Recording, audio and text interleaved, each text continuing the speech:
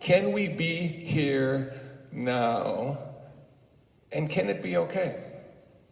So I thought to myself, well, how did it all start? How did this all start?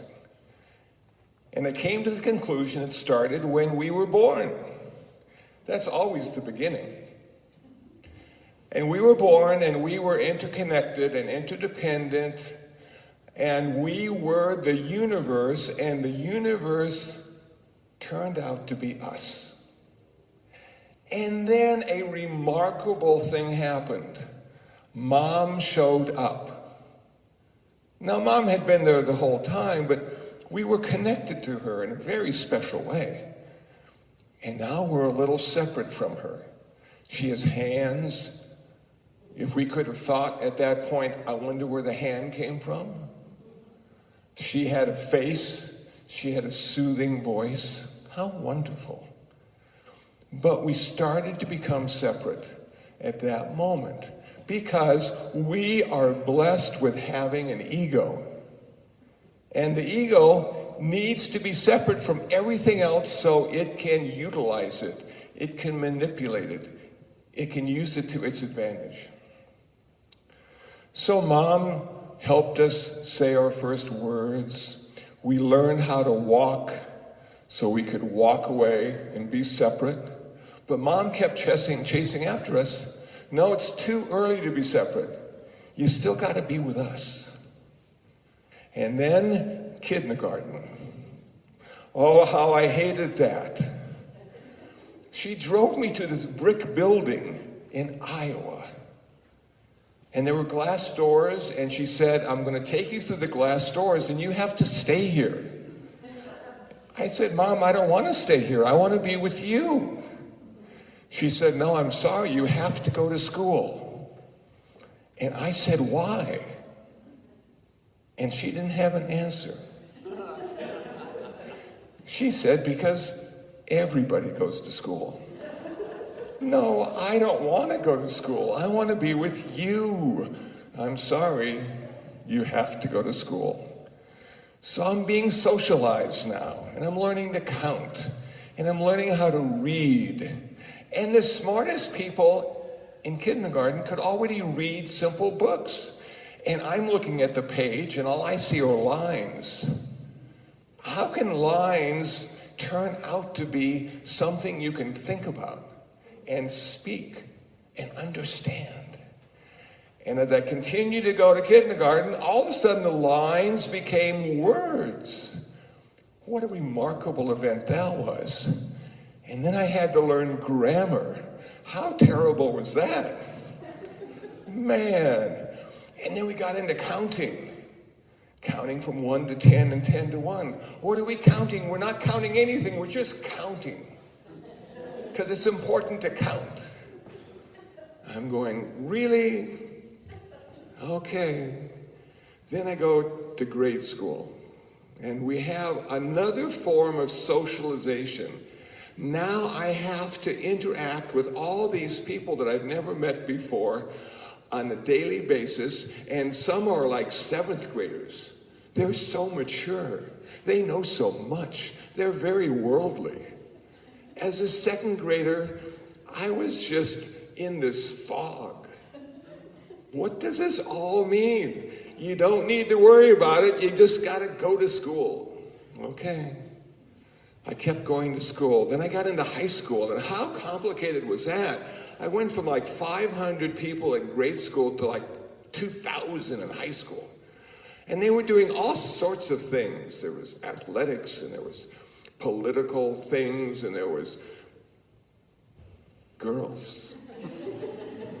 Man, girls. High school, girls, wow. And they had little dresses on, and they had long hair, and they always smelled good. I'm going, wow, what does that mean? Don't worry about that, just go to school. Your job is to go to school, you need to learn. So I kept learning. And what I came to understand with all my learning is I became more and more separate from the world around me.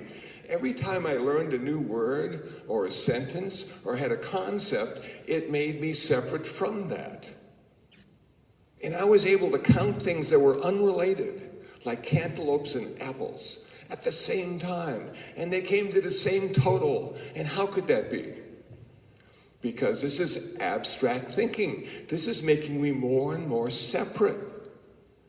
I'm starting to think now on my own. I'm starting to understand the world as I have been taught, as I have been conditioned. I was no longer interconnected and interdependent. And it was a little scary because there's no place to go. You always have to be alone. Now, when we meditate at our meditation center, we meditate alone together. And that's sort of what life turned out to be. We were living alone together. But it was rare to have that same connection that you had with Mom when you just came on earth and started to live. Okay, so we're doing this, we're separate. Now we go and get a job, and we get an apartment, and we have a car, and then we're separate in the car, and we're separate in the apartment, unless you found that girl. And then you had somebody in the car with you, and you had somebody in the apartment with you, and you had somebody to talk to. And they talked to you, and you started to see that maybe everybody has their own way of doing things and looking at things, and it is really hard to be connected for any length of time with all those people because they're so different from you. And you've come to understand that you're always right. And sometimes you let people argue, and sometimes you let people be wrong just because it's easier on you. You don't have to defend your position or define yourself in any specific way. You just listen as they argue and pick sides and understand the truth. And oh, the truth. That's such a powerful word. And in Buddhism, we have two kinds. We have relative truth. 65 miles an hour is relative truth. And then we have ultimate truth. Whoa, that is so cool. But it doesn't translate well into a relative reality because it's too far out. Okay, so now we have the pandemic. And now they say to us, all the businesses will be closed except the essential businesses, like liquor stores. Okay, that's important. And now you're going to be quarantined to your house or apartment or condo or room. You are going to be separate now because being separate is being safe. And we want you to be safe. Okay, I understand. And you have to be 6 feet apart. You have to be separate because that keeps you alive. I got it. And you got to wear this mask so people won't recognize you. And you'll be separate. And they won't know who they're separate from. Whoa, cool. I can be separate. I can go to the bank with a mask and ask for money. And they won't arrest me. Is that fun or what? So now we've been doing this for a month or so, and we've been separate for such a long time. And we're now a little scared. We're a little fearful. Because our intellect allowed us to have past and future. And we could sort of predict the future by reflecting on the past. But we've come to a place in our life that was never in our past in this way. They say the 1918 flu epidemic. Yeah, they all wore masks. Yeah. Didn't do social distance. No. A lot of people died. Yeah, okay. But we can't use that as our model because it doesn't apply to 2020. This is the first time this has ever happened, and people are freaking out because they don't know what tomorrow is going to be like, or next week, or next month or next year. How could it possibly be like this in 2020? We have computers. We should be able to know what's going to happen. Yeah, maybe. But how do you live with that? How do you live without being able to predict what you're going to do tomorrow? Well, I was talking to Reverend Bonnie a little earlier, and we said, having pets is a good example because they don't know what they're going to do tomorrow. They're only concerned about food and sleep and a pet once in a while. And that's their life. And they're fine. A lot of dogs and cats and squirrels and birds don't know what a pandemic is. And they never will. But we have concepts, and we're separate from it. And we don't want to be the pandemic. But you know what? The Buddha said one of the reasons we suffer is because we are separate. One of the reasons we suffer is because we're not connected any longer in a wholesome, healthy way. We are deluded, we are ignorant. We see things as being important as long as we're not them, because if we're not them, we can use them. When I got out of my car today, I realized I was getting out of a car. And I had driven, and I had paid attention to all the rules and regulations. And all that stuff turns out to be one big concept that defined me on the way to Ventura. But what would happen if I said to myself, I'm going to get rid of all my concepts. I will not use concepts any longer. And I'd go out the door, and I'd look at this form, and this color, and the sound, and the smell. I couldn't drive it. I couldn't even get in it because it wasn't defined for me in a way that I could use it. I was having sense door impressions of what a car really is. It's form, sound, smell, taste, touch. Those are our sense doors. That information comes in, and we turn it into a concept and our life. That's our life. What we think is our life in the most important way. But it doesn't work anymore. We're stuck now. We can't have a life like that anymore because we don't know. We don't know. I said earlier, only the wise people don't know, but they don't know why they don't know. They don't know. You ask them a question, their answer is, don't know. All those Zen guys, they don't know anything. And they have such deep insight into the true nature of reality. And we have lost that. So what are we going to do? How are we going to live today? Oh, Ram Dass, one of my heroes would always say, be here now, be here now. This is it. This is all we have to work with. You need to learn how to work with the now. And you need to understand that past and future is just a mental construct. It never happens. There is no future. I know that sounds terrible, but you know what? Because of the pandemic, we can all say that, and it's true. There is no future. We don't know.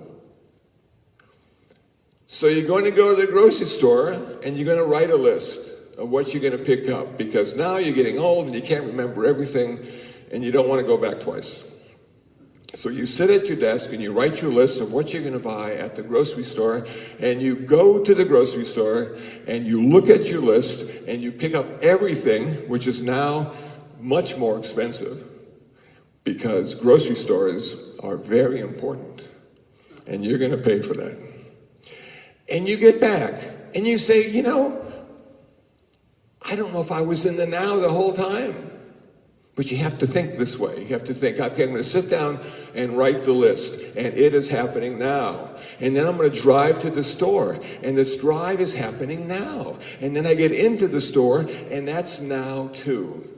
And I get back with all my groceries, and that's now again. And all these little nows make the one big now.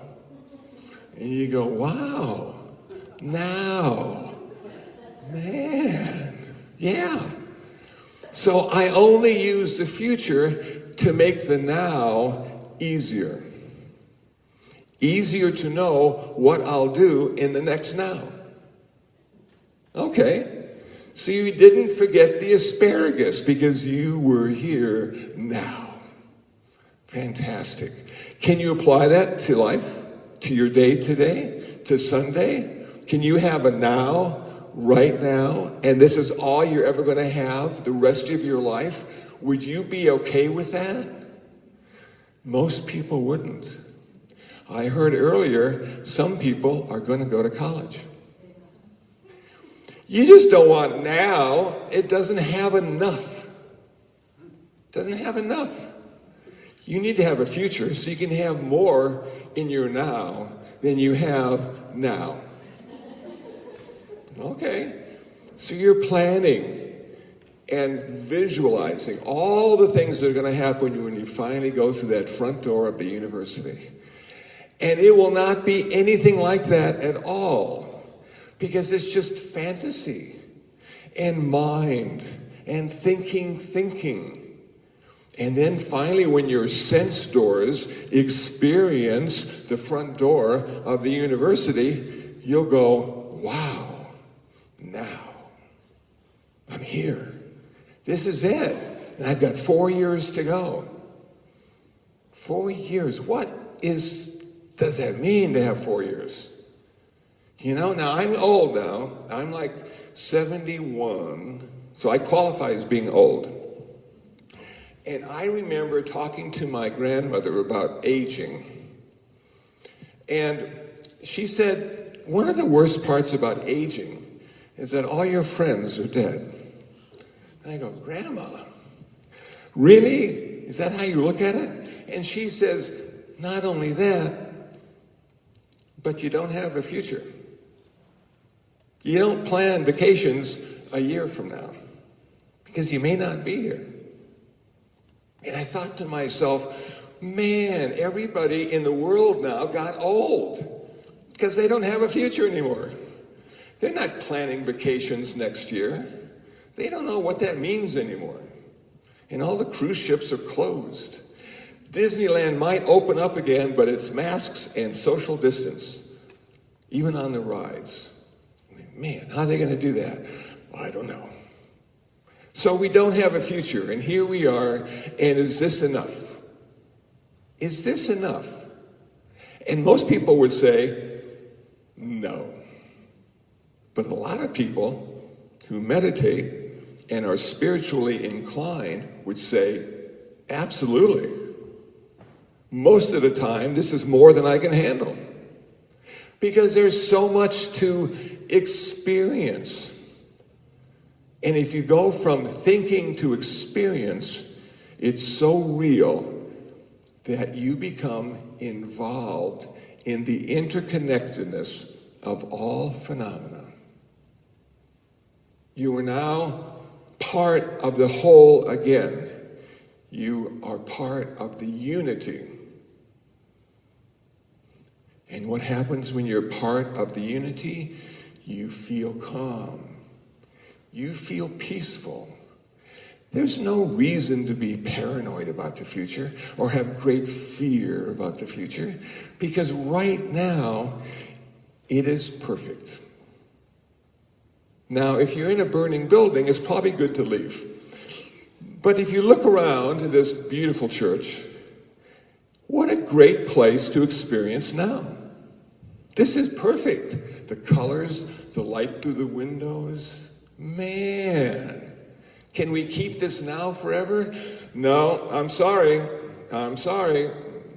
We have impermanence. Everything is always changing.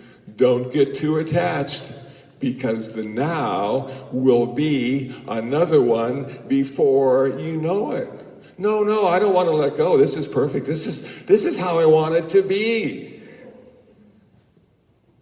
Who's the I talking about how they want it to be?